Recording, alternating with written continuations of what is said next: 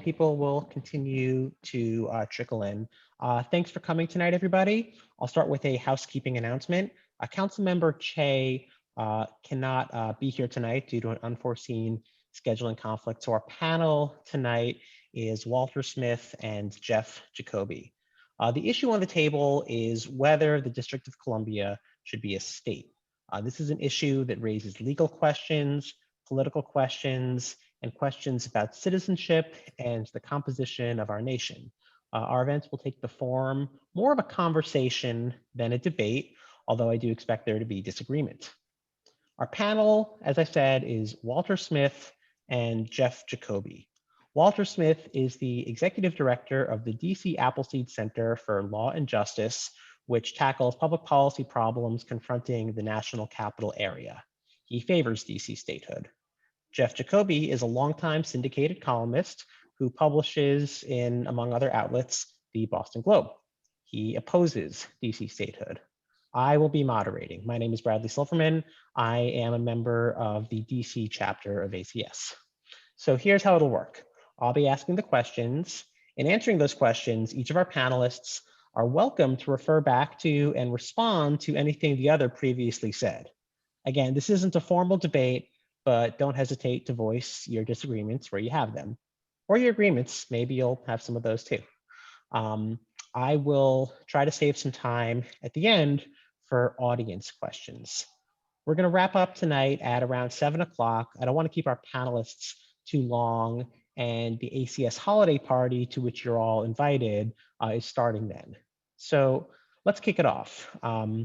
First, this is a question for both of you. Walter first, and then Jeff, or pull that too. Sure. Okay, Jeff first, and then Walter. Sorry. Well, you ceded your right to the first answer. So Okay. Jeff, this is on you. Should DC be a state? Why or why not? Well, my short answer is no. DC should not be a state, at least not unless the Constitution is amended to make that possible. There are a number of reasons why it shouldn't, but the first and foremost is that our constitutional system and the constitutional text clearly set up a system in which the seat of government in the United States is not supposed to be part of a state or surrounded by a state or subject to a state, but it's supposed to be an independent district in which all Americans are equal and neutral. But maybe to begin with a more practical reason, a substantial majority of Americans is against the idea of DC statehood. And to the extent that polls have shed some light on that question, they have been for quite a while. The last Gallup poll that I saw, which is about a year ago or a year and a half ago, said that 64% of Americans are against it. I know that within the District of Columbia itself, there's very high support for statehood. But in this country's history, states get admitted when there is support for that among the population generally, and there's no sign that most Americans think that the nation's capital should be made a state unto itself. So you've got a big legal problem, big legal cluster of problems, which is the Constitution and what it requires, and you've got a practical political problem, which is that it's not something that the American people want. Until those two can both be overcome, I don't think statehood should be on the table. Walter, how about you? Well, I think the main point Jeff is making is that the seat of the government shouldn't be a state. And I agree with that. But the proposal that is on the table and that has passed the House of Representatives is to reduce the size of the seat of the government, that is what is now the District of Columbia. You would reduce the current size of the seat of the government, and the remainder of it, which is an urban area like any other, would become a state. So no one is suggesting that the nation's capital should become a state. The suggestion is reduce the size of the seat of the government to the Congress, the Supreme Court, the Capitol building, the agencies, but that the rest of what is now the District of Columbia would become a state. And Congress clearly has the authority to do that. In fact, I'm sure Jeff knows this, in 1846, Congress reduced the size of the seat of the government to return a portion of what was then the District of Columbia to Virginia. As for the point that the country doesn't favor DC becoming a state, I would say two things. One is, I think that a good number of people don't understand what's being proposed is reducing the size of the nation's capital and letting a portion of what is now the District of Columbia become a state. And the main reason to make DC a state is for the people who now live in the District of Columbia to obtain voting representation in the Congress, which they now do not have.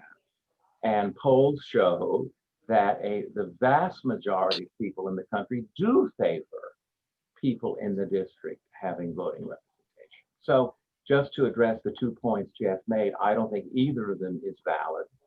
And I don't think either of them is a reason not to reduce the size of the nation's capital and let a portion of what is now the district become a state. Well, I understand what the current proposal is, and this scheme that was embodied in the bill that the House passed, was that during the summer, last spring. But with all due respect to whoever came up with it, I think that it's a clever gimmick. It has the feel and the smell of a gimmick. We're not going to try to turn Washington, D.C. into a state. Rather, we're going to redefine Washington, D.C. to include just the White House and the Capitol and the Supreme Court and a few federal buildings and maybe whatever small population lives in that area. And the rest of the city is all that we're talking about turning into a state. You know, I give points for ingenuity to whoever came up with the idea, but it really strikes me as something that's too clever by half. And I think that it's the kind of scheme that would seem to most of the public as too clever by half. Americans know what Washington, D.C. is. They know what the nation's capital is. They know what it always has been. It's the city of Washington in which the federal government is not only located, but is the primary industry, the primary economic engine. I don't think it's at all clear that Congress has the power to simply make a change like that, simply by voting for it. And even if it tried to do so, even if you could get both houses of Congress to go along with it and a president to sign it into law, there would be bound to be intense legal challenges in the courts. And I think I understand the argument that supporters of DC statehood make when they talk about being disenfranchised, when they talk about there's 700,000 people living in the district and they too should have a right to vote in Congress. I think everybody understands that argument. But I think people are also able to understand only too well that the Constitution has made this an exception. Yes, everyone in America gets the right to vote for president, and everyone in America gets the right to vote, the right to voting representatives in Congress. The Constitution says there will be one exception to that, and the exception was Washington, D.C. When a change was to be made in that system to give district voters a chance to vote for president, it required a constitutional amendment. The amendment had to be changed, and the 23rd Amendment was passed by Congress, ratified by the states. To give district residents voting representation in Congress, it was also always recognized would also require a constitutional amendment. That amendment was proposed and it failed. To come now after all these years and say, wait, we don't have to change the Constitution. This isn't a constitutional issue. It's just a question of where you draw the lines and how you define the nation's capital. Again, I understand points for ingenuity, and I understand the argument that people make about voting rights, but I just don't think it flies, and I don't think that it will fly because it's not how Americans tend to see their capital. And to the other point, there has been for many years a lot of support among Americans for making Puerto Rico a state. Overwhelming support. Republicans, Democrats, Independents alike, for years have said that they would support Puerto Rico statehood. Long before Alaska and Hawaii were admitted into the Union, there was overwhelming public support. Again, Republicans, Democrats, and Independents for statehood for those two then territories. DC is different because Americans see DC as different. They see the nation's capital as different. And I think that's why you don't have a majority of Democrats or Republicans or independents in the national polls that favor statehood for the district. I think it would take an extremely aggressive and effective selling job to change their minds. Well, first of all, I don't think we're talking about constitutional amendments here at all. There is no doubt that under Article 4 of the Constitution, Congress can, by simple legislation, create a state. So we don't need a constitutional amendment if Congress indeed has the authority to reduce the size of what is now the seat of the government.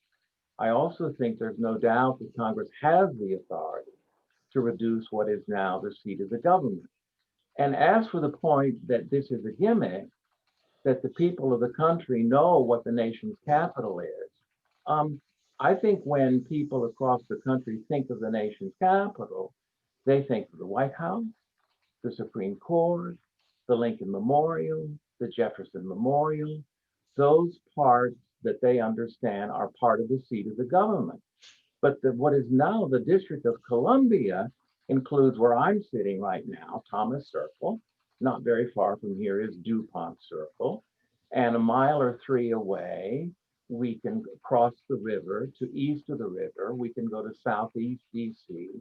There are portions of what is now the District of Columbia that have nothing to do with being part of the seat of the government. And that is the only part of the District of Columbia that is being proposed to become a new state. And as for whether or not the framers of our Constitution intended that people who live in the nation's capital shouldn't be part of the democracy, there is nothing whatever in the history of the Constitution or its provisions suggests that the framers intended anything like that.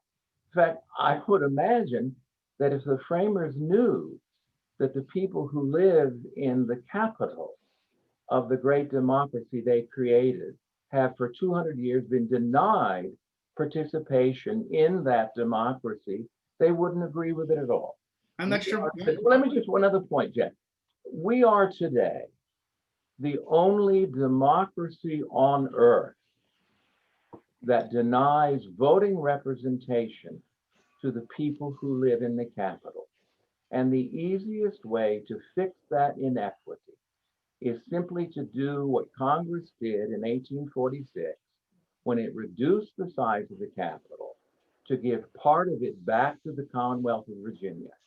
Congress can and should just reduce it one more time so that the seat of the government is made up of only of those parts of our capital that really are part of the seat of the government, and the rest of it can become a state. And allowing that to happen at long last gives democracy to people who live in the capital. And I would suggest to you that the large majority of people in the country who, if you polled them, understood that that's what we're proposing, and that the purpose is to make sure that the people who live in the nation's capital have voting representation at long last, that they would favor that overwhelmingly. I'm perplexed by something you say. Why would you? I don't understand what you mean when you say that it's not conceivable that the framers of the Constitution would have favored the system that we have. The system that we have is the one that was created by the framers. During the Constitutional Convention, Alexander Hamilton proposed that residents of the district of the national capital should have voting rights in Congress, and it was voted down by the Constitutional Convention. So the framers created the very system that has been in place for the last 220 years. I'm perplexed why you think they would find it so alien and intolerable. For the reason that Madison said in Federalist 43, of course, they would be given representation. I don't think for a minute Alexander Hamilton or James Madison or the other people who voted for our Constitution thought that the penalty for being a citizen of whatever became the capital, and as you know, There was no capital when the Constitution was written. This didn't come along until several years later, 1801. I don't believe that the framers of the Constitution contemplated that if you happen to live in the nation's capital, you give up your right to being part of our democracy. I do not think that is what the Constitution intended, and I believe there is authority in the Congress to, at long last, 200 years later, fix this inequity so that people who live in the nation's capital can at long last have voting representation. I wonder if we couldn't flip that around and say, and again, I understand the argument. I think everybody understands the argument. The question is whether that argument is compelling enough to change a system that has been in place for more than 2 centuries. And I would suggest, why don't we talk about looking at it from the other side? You can live anywhere in the United States of America, anywhere at all, if you want to have a vote in Congress, or if you want to vote for a member of Congress who's got a vote. If it's really important to you, if it's more important to you to live in the one small area that the Constitution sets apart as the federal district, a district, not a state, a district that will be the capital of the United States, you can move to Washington, DC. Otherwise, you've got 99.999% of the territory of the United States that you can live in. If you want to live in the location where the government is, one thing that you give up in exchange for many things that you gain, one thing that you give up is voting representation in Congress. Does that sound like such a terrible balance? It's a bad idea? I think it's a terrible penalty to be imposed on the people who live in the District of Columbia, that they have to give up their right to democracy to be here. And if I hear your argument, Jeff, you're saying, well, you knew that was the case when you lived here or moved here. A lot of people were born here. A lot of people are multi-generation District of Columbia folks. I don't think you should tell them, look, if you want to be part of the democracy of this country, you should move somewhere else. The people who live in the District of Columbia pay federal taxes. They have to obey federal laws. They have to fight in the wars that Congress declares, and yet they have no voting representation in those taxes, in those laws, in the declaration of those wars. And to say that, well, if you want to participate in our democracy, you should move. I think that is an absurd penalty to place on them. This is fixable not by telling all of them to move, but by inviting the Congress to do what the House of Representatives has already done, pass a law at long last fixing this inequity. I wonder how many people would see it as an inequity, especially if they're made aware that what concerned the framers was the idea of a national capital that would be surrounded by or subservient to a state or states. Even under the bill that was passed by the House this past summer, what's left of the federal district, what's left of the national capital, even in its shrunken state, would still be dependent on the new 51st state that you're proposing for all kinds of municipal and public services. Is that something really that the national capital should be forced to endure? I don't find any of the argument that you're making compelling, because all of this, it seems to me, was perfectly well understood at the outset. And the framers of the Constitution said, we're going to make an exception. By definition, exceptions go against the rule. Our rule in this country is you can vote for a member of Congress, you can vote for president. We're going to make an exception for the piece of territory on which the government is located. Right. We can play around with the idea with this proposal that Congress can simply redefine that piece of territory down to a few buildings and a few hundred people. If that's persuasive to most Americans, then that's great. It just doesn't feel that way to me. Well, I mean, I as you say, I take your argument. I think you really are only making one argument, and that is that the framers intended that the seat of the government of this country be an exception to the rule. And I'm acknowledging that exception. What we're debating is how large should the seat of the government actually be? Under the Constitution, the Congress, as you know, has the authority to have put the seat of the government anywhere it wanted to, and to make it any size it wanted to, so long it was no larger than 10 square miles, or was it 100 square miles, whatever it was. Not 10 square. exceeding 10 square miles, not exceeding 10 square miles. Right now, we're nowhere near being bigger than 10 square miles. So Congress can make the seat of the government smaller if it chooses. And once it does that, anyone living in the smaller seat of the government would still be subject to the exception you're talking about. Those people, unless Congress changed the law again, wouldn't have voting representation. But I don't think there's any doubt that Congress can, and I believe should, make the seat of the government smaller. The seat of the government does not need all of the 700,000 people who live here in this fairly large urban area in order to be part of the seat of the government. And the only argument being made, I believe, should be about how large should the seat of the government be. I don't think you would argue that Congress has no authority to reduce the size of the seat of the government. Oh, I certainly don't want to be accused of making only one argument. So let me make a couple of more. Okay. First, picking up on what you just said, you argued before that if that this is the only country in the world, the residents of whose capital don't have voting rights, or the only democracy in which the residents of the capital don't have voting rights. If your proposal were to go through and Congress were to be shrunk down to just a few buildings and a few hundred people, we would be the only country in the world, certainly the only major country in the world, whose national capital was nothing more than a few blocks and a few buildings, whereas in every other country on earth, the national capital is a city. And I think that not only would look, it's not only odd on its face, but it also goes to the point that Washington, D.C. is a city. It isn't a state. It might have 700,000 people living in it, and I understand well that there are, there's a state or two that don't even have that big a population, but those are states. Wyoming may only have a few 100,000 people, but Wyoming is a state with multiple industries and with rural and urban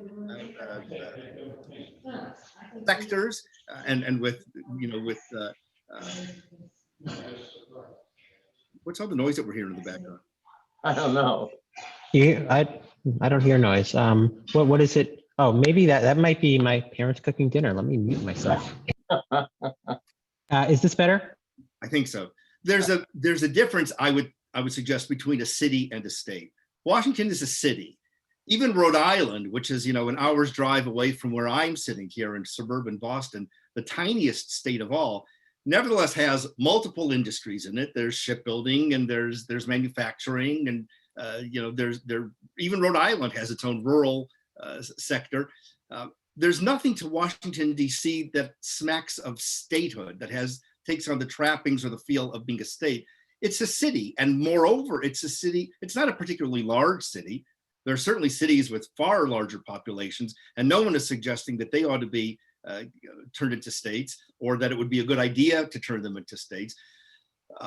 And you could make, in theory, an argument that that Manhattan is sufficiently independent and has a substantial enough identity, and is certainly different enough from the rest of New York State that there's no reason why the people who live in there should be subject to the whims of the rural vote from upstate and northern New York. But there's a difference. Everyone understands that there's a difference. We don't talk about New York being turned into a state because it's a city.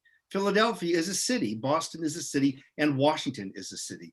The Constitution and American history and American politics don't envision a country of United States plus a city. It's the United States. And Washington, D.C. is merely a mid-sized city, and a city with only a single industry in it, effectively. I understand there are restaurants and gas stations and small shops and so forth, but by and large, the dominant industry in Washington, D.C. Is the government and the care and the feeding of that government. That too, it seems to me, is a pretty strong argument against DC statehood. DC isn't a state, among other reasons, because it can't be a state, because it's only ever been a city, and you can't, as Lincoln said about the tail and the leg of the horse, calling a horse's tail a leg doesn't mean the horse has 4 legs. Something doesn't change its identity just because you change the label that you attach to it. I'm not. Walter, I gave Jeff the first word, so I'm going to give you the last word, but then I have some more questions for both of Okay, you. So all right. once you're done, then I'll move on to the next question. All right. I think the answer to everything Jeff just said is people who live in New York City have voting representation. People who live in Rhode Island and Wyoming and the other examples you gave, and they're all very different places and different again from Washington, D.C. All of the people in all of those diverse places have voting representation in the Congress. Only Washington, D.C. does not. We're the only place in the country that's expected to pay taxes, obey laws, go to wars, who don't have voting representation. And the easiest way to give us the voting representation that we lack is to make us a state by reducing the size of the seat of the government. I think that if originally the framers had decided to make New York City the nation's capital instead of putting it here, um, uh, people would not have accepted that. People living in New York City would not have accepted the penalty of, well, I'm sorry, that's the price of living in the nation's capital. You give up voting representation. It's an inequity that needs to be fixed. The easiest way to do that is to, at long last, make the District of Columbia a state and reduce the size of the seat of the government. Okay, so I'm going to ask a different question now. So far, you've both discussed the legal issues and the policy, for lack of a better term, issues surrounding admitting DC as a state. But one thing that hangs over all conversations about DC statehood is the partisan implications. DC is an overwhelmingly Democratic city. If you were to admit it as a state, that would be 2 more senators, at least 1 more congressman, maybe more, depending on each census, who would almost without a doubt always be Democrats. Now, my question isn't how you feel about that, because everyone has their political opinions, but for decision makers deciding whether or not DC should be a state, decision makers in Congress, how appropriate is it for them to consider the partisan aspect of DC statehood, the partisan consequences? Jeff, you went first last time, so Walter, you first this time. Well, I think it's completely inappropriate to oppose DC statehood on the ground that a majority of people who would live in that new state would vote Democrat. I don't think the right to voting representation in this country should turn on whether you're a Democrat or a Republican or an independent or anything else. I think every American ought to have full voting representation. So if your question to me is, do I think it's appropriate to consider that? I do not. I think a lot of people who are opposing statehood are doing so on purely partisan grounds. Some of them don't acknowledge it. Some of them come up with other reasons why they say they oppose it. But I think that is why they oppose it. And I think that one of the reasons why DC doesn't have voting representation now, or doesn't have statehood now, is for partisan reasons. I don't disagree with any of that. I completely agree that it's not an appropriate reason.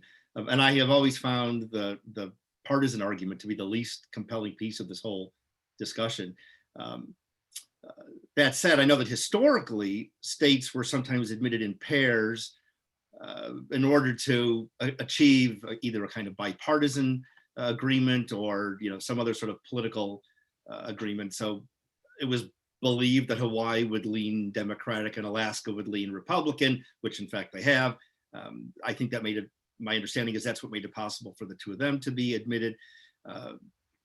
Back in 1820, we all learned about the Compromise of 1820. Maine was admitted as a free state when Missouri was admitted as a slave state. So this idea that people take the partisan and the political fallout into account well established. I don't think you can get around that, especially not when you're talking about something as inherently political as representation in Congress. But I agree with Walter. I don't think that's a legitimate argument at all. And as I say, I assume that if Puerto Rico were ever to become a state, maybe I'm wrong. I know that Puerto Rico has had Republican governors in recent years, so maybe I'm mistaken.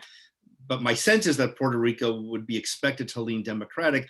And yet, as I mentioned back at the beginning of this conversation, there's a pretty substantial majority of the public, at least according to the polls, that's in favor of that.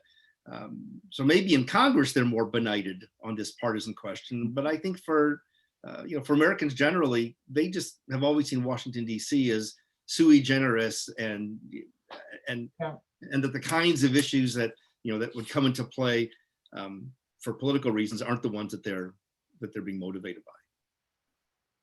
So I'm not going to ask you two for follow-up there because you agree too much and that wouldn't be very fun. So I'm going to move on to my next question. Suppose that DC were admitted as a state, and suppose that a majority of the Supreme Court felt that this was unconstitutional. As a question, not the merits question of whether DC statehood is constitutional, but as a question of judicial power, of sort of remedial power, do you think that the Supreme Court could or should undo DC statehood after it has happened? What would the appropriate remedy be? Jeff, you first. I don't think it would get to that point. I think the court challenges would certainly kick in early, but I don't know, maybe not. Maybe you'd have a House and a Senate that would pass a bill and a president who would sign it, and it would all happen in short order, and then it would, then it would go to the courts. I guess that's possible. There would certainly have to be a whole implementation. This wouldn't be a self-implementing change. And I suppose at any step along the way after a bill was passed and signed, there would be opportunities to challenge it in court. Whether it would be appropriate for the court to weigh in, I can see the argument both ways. On the one hand, the Supreme Court sometimes says that some issues are simply to be resolved by the political branches and the courts have to keep out. On the other hand, this is a question of constitutional interpretation. That's a large part of what we've been talking about tonight. Does Congress in fact have the authority to do this? Or I guess we would have to say, do Congress and the president have the authority to do this? Under Article 1, Section 8, or other, we haven't talked about the 23rd Amendment yet, but there's a 23rd Amendment issue that looms over this whole conversation. So I suppose it's inevitable that it would end up before the Supreme Court. And I guess I find it hard to think that the court would say, sorry, not our department, we're going to leave this up to the political branches. I think they would feel duty bound to interpret the Constitution and come to a ruling. Brad, you want me to answer the question also? Yeah. Yeah. So I think we largely agree. I do think for partisan reasons, though, if the Congress were to pass a statehood bill and the president to sign it, I do think there would be a politically motivated lawsuit brought to try to stop DC from having 2 Democratic senators. It wouldn't be presented that way, but I think that would be the motivation for the lawsuit. And I think constitutional arguments would be raised as to whether or not Congress has the authority to make DC a state. I think it's unlikely that the Supreme Court would overturn a determination supported by the Congress and the president to use the Article 4 power of Congress to make DC a state. But you never know. You never know. Can we talk for a minute about the 23rd Amendment, which it seems to me puts additional hurdles in the way of DC statehood, and especially the scheme that you're advocating for. As we know, as our audience knows, the 23rd Amendment is the one that says that District of Columbia shall be counted in the Electoral College as if it were a state. So I'm just curious how you would see getting around the objection that if you shrink the District of Columbia, the national capital, to just the White House, the Capitol building, the Supreme Court, I don't know, is the Smithsonian still part of, part of I don't know. a few federal buildings We and can debate that. and a few hundred residents, maybe a few thousand of the 700,000 that live there now would be within the boundaries of the new shrunken federal district. Under the 23rd Amendment, if that amendment isn't repealed, and of course it can only be repealed by a new amendment, that tiny population would still have 3 votes in the Electoral College. I don't see how you can avoid that plain effect of the 23rd Amendment. Isn't that an insuperable bar to the idea that you're talking about, to be able to? No, I don't. Sorry, I don't think so. As you said, the purpose of the 23rd Amendment was to permit people who live what is now the District of Columbia to give them 3 electoral votes in the presidential election. If Congress were to pass a statehood bill, that would achieve the same purpose. And it would no longer be necessary to give the residents of what is now the District of Columbia the vote through the 23rd Amendment. If there were still people living within the seat of the government, Jeff, you're suggesting there may be several hundred. I don't know how many there are going to be. I've heard it suggested the only people who would be living in the new seat of the government would be people living in the White House, or a few homeless people. I don't know. But certainly under Section 2 of the 23rd Amendment, which says Congress shall have power to enforce this article by appropriate legislation, Congress could certainly provide that the few people still living within the reduced seat of the government could vote in the new DC state. And that would take care of the problem. Whatever is your method, though, of resolving the 23rd Amendment issue, that's not a bar to making DC a state. Congress could and probably would take action to resolve what you do with the people living in the reduced seat of the government, but they can address that issue through simple legislation. You do not need to repeal the 23rd Amendment to fix this problem.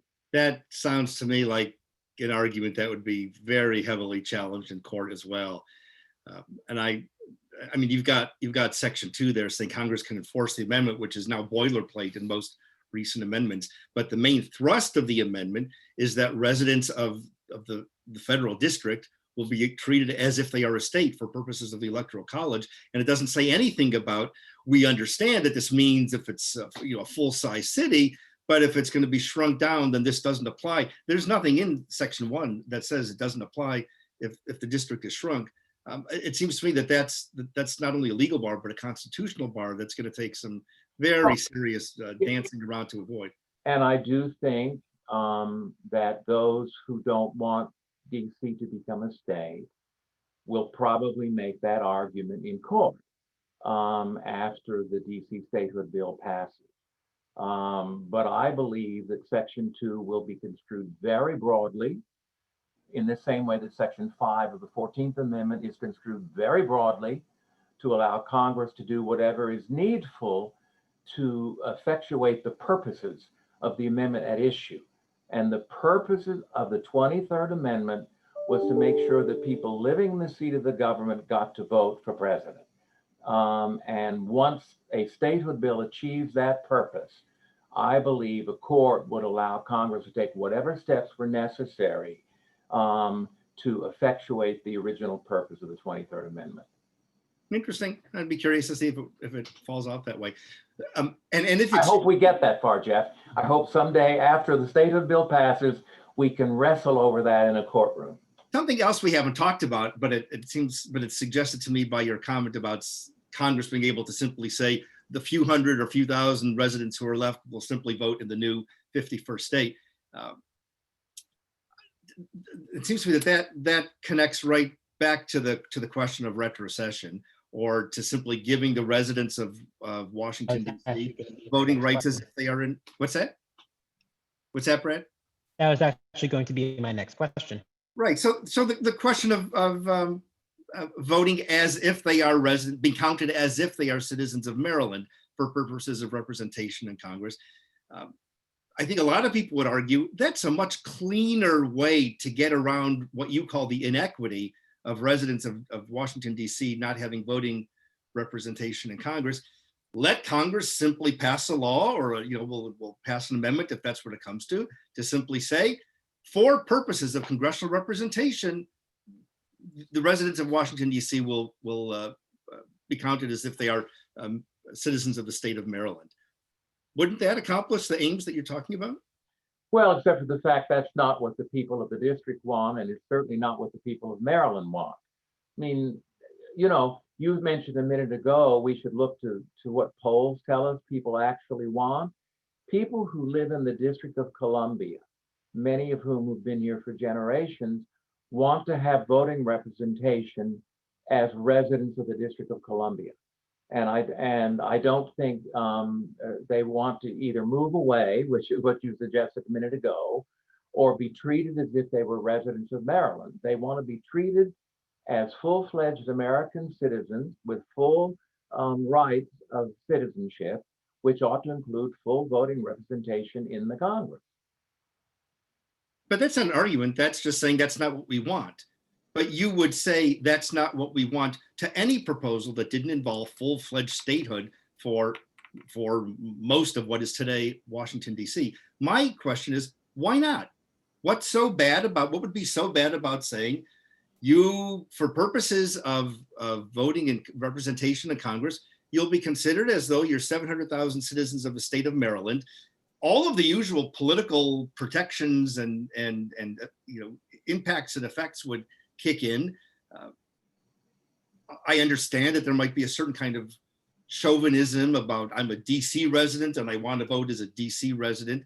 But if the real issue, and you keep saying that this is what it comes down to, is the inequity of being an American citizen who doesn't have voting representation in Congress. And by the way, 3 million Puerto Ricans are American citizens and they also don't have voting representation in Congress. And there doesn't seem to be a whole lot of concern in this conversation about inequity for them. But if that's the main issue, it's not about what would be best for how to run a national capital. It's not about what the framers wanted. It's about the injustice of people who are American citizens who live in Washington, D.C., who don't have a vote in Congress. If that's really the most important thing, then why not say, fine, we got a quick workaround. For purposes of voting in Congress, Washington, D.C. will be considered an additional part of the state of Maryland. Presto, you've got the vote. I'm not clear what you're proposing now.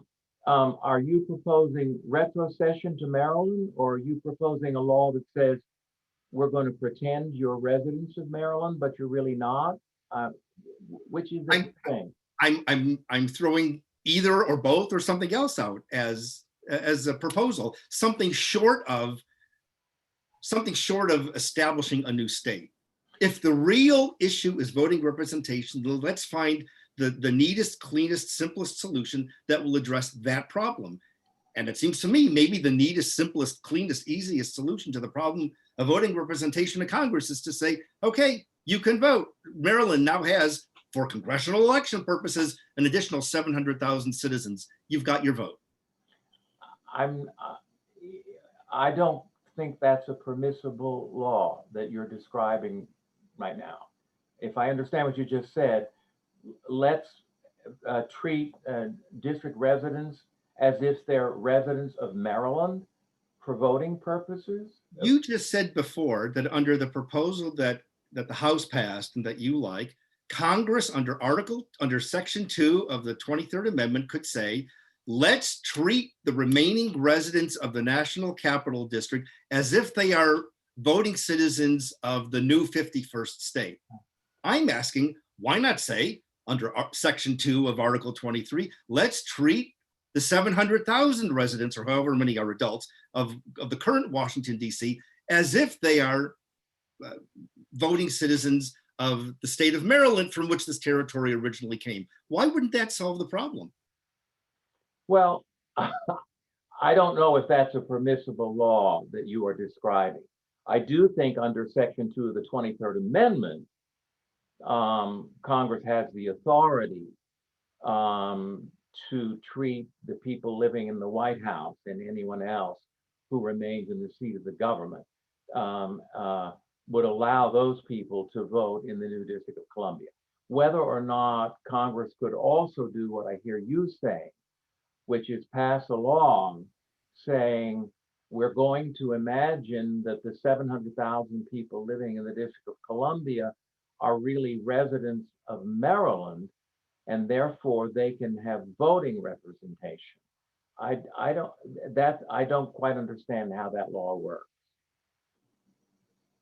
I'm not sure how to explain why it seems to me that the two are the same.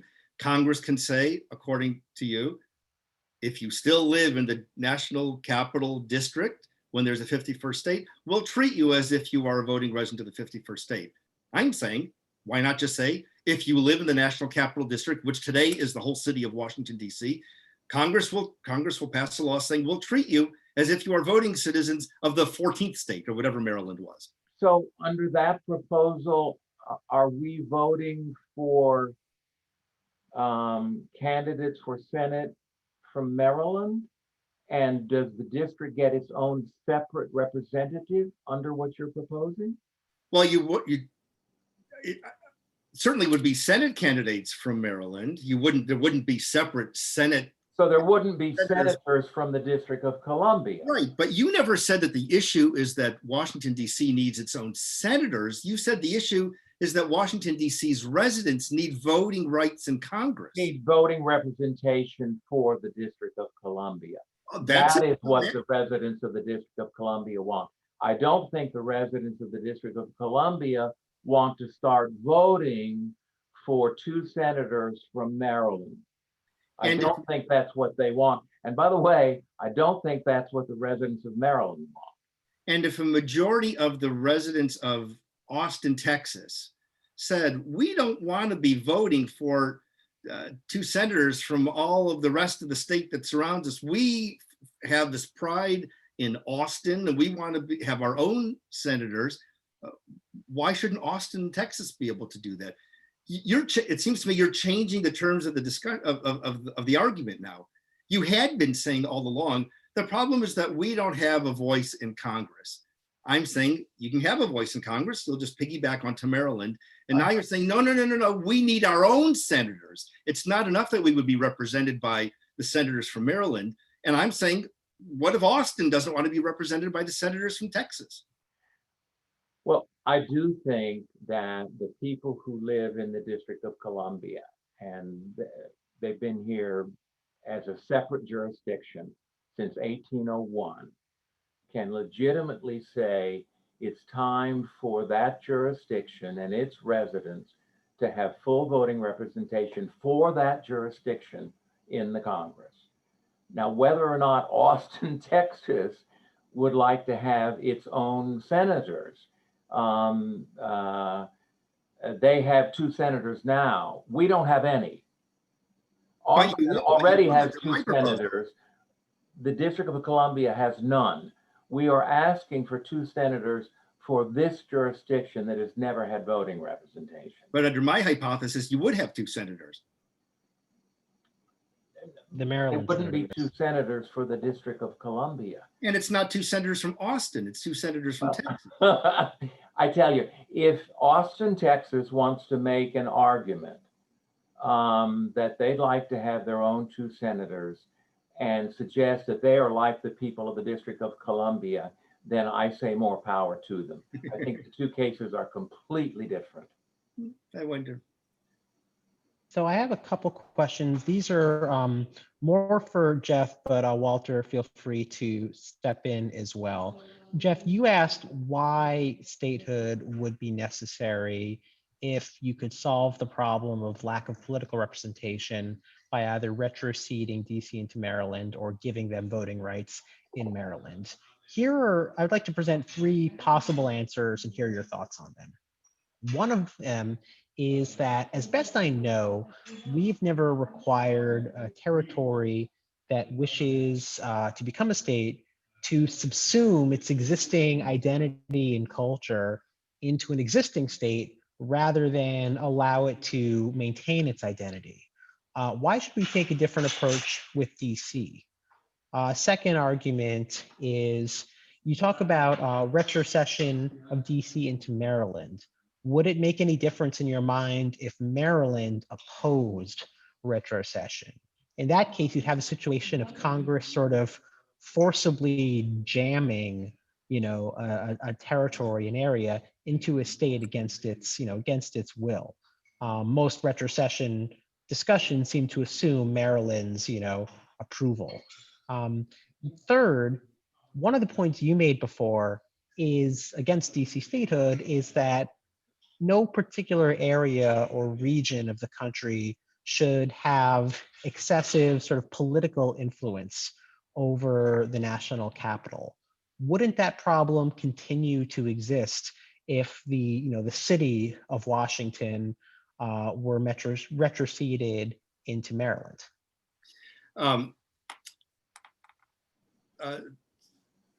the answer to the first of those three, why should DC be treated differently, is because we're talking about a case that is an exception unto itself, designated that way by the Constitution, treated that way by more than 2 centuries of American history. We're talking about the capital of the United States, which has never been a state. So obviously there are going to be things that are not comparable to how other states have come into the Union. If we're talking about bringing DC into the Union as a 51st state, it's obviously going to be in circumstances and with arguments and for reasons that have never applied, or many of which have never applied before. If Maryland opposed such a scheme, then I would think, you're certainly not going to force it on them. I wouldn't be forcing it on them. But then I don't think this is a good idea in the first place.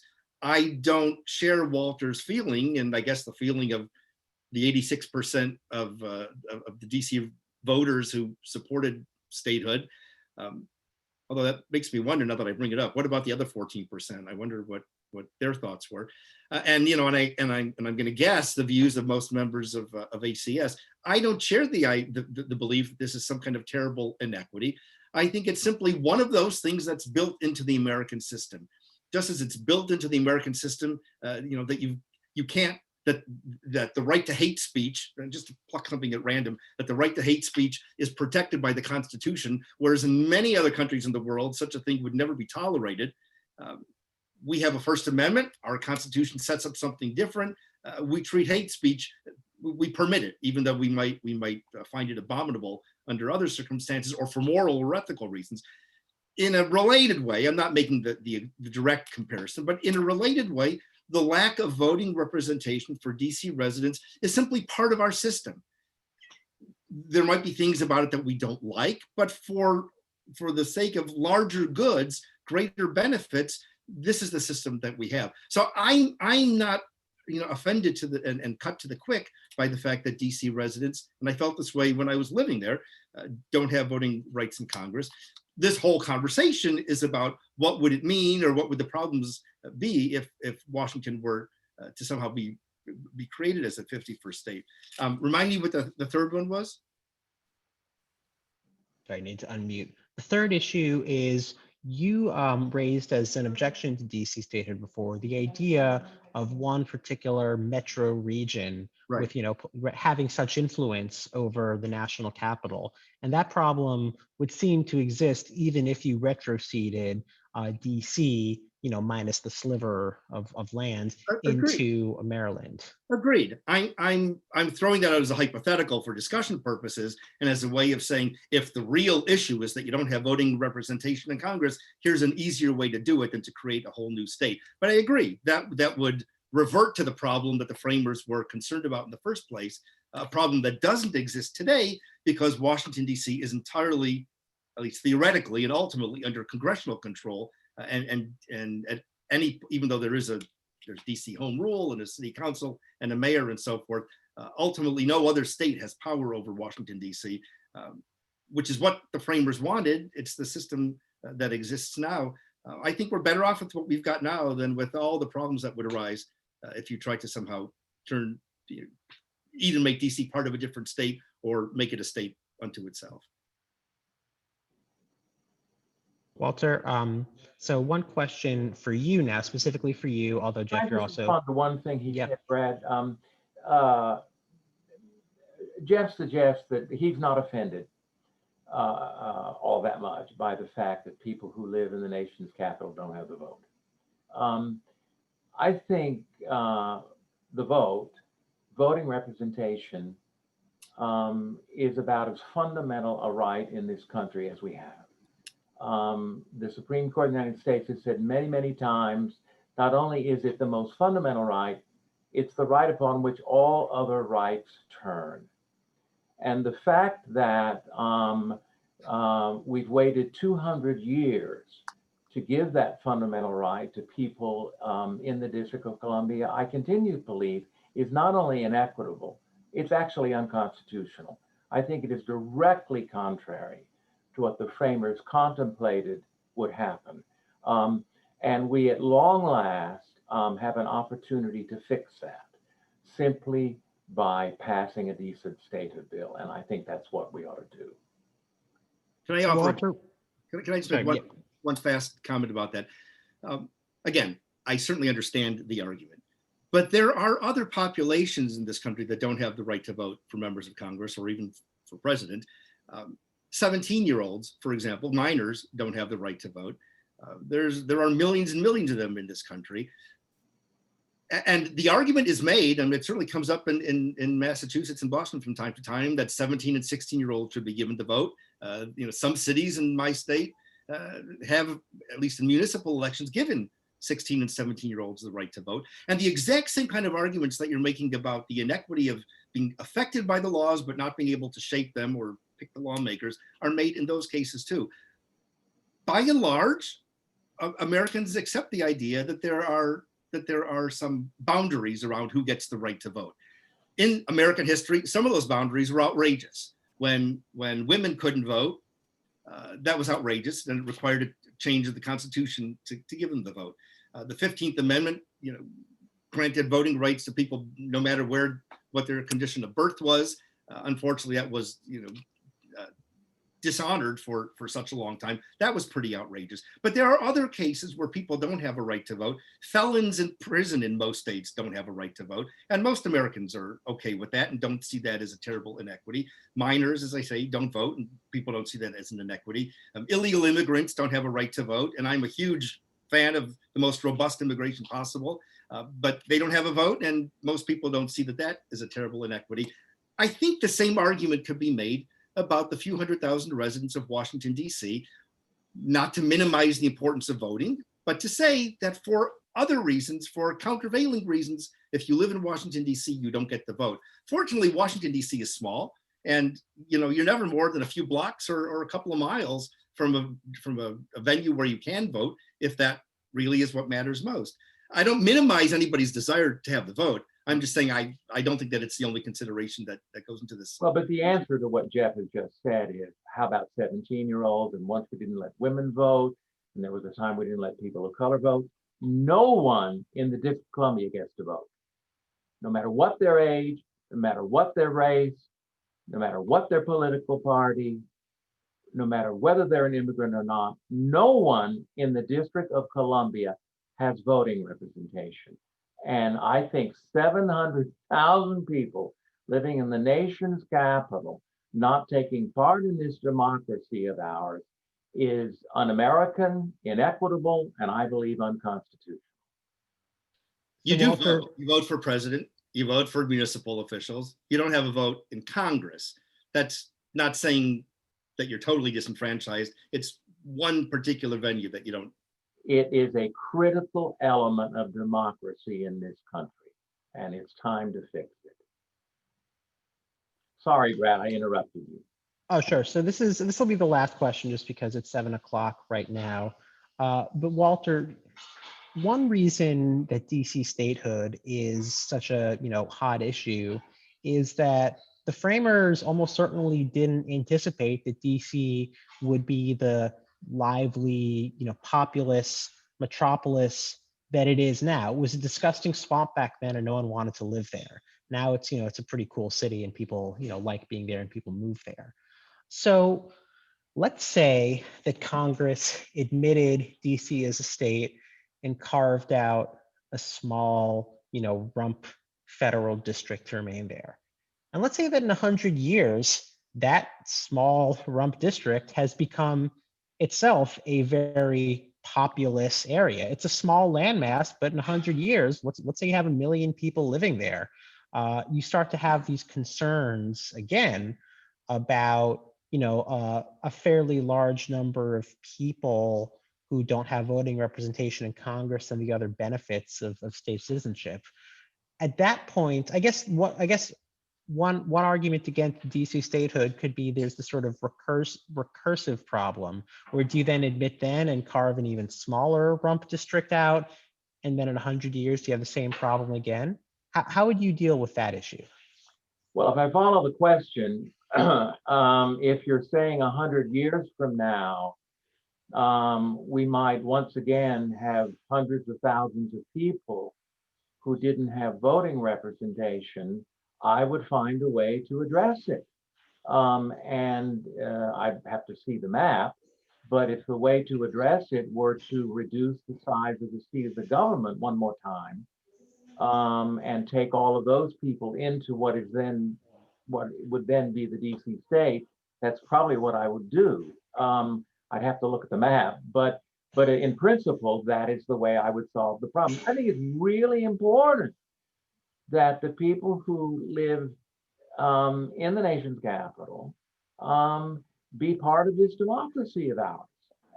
And if 100 years from now, we need to do the same thing I'm proposing that we should be doing for the people now, do it again, I would do it again. I believe in full democracy, and I believe in voting representation for all of the people.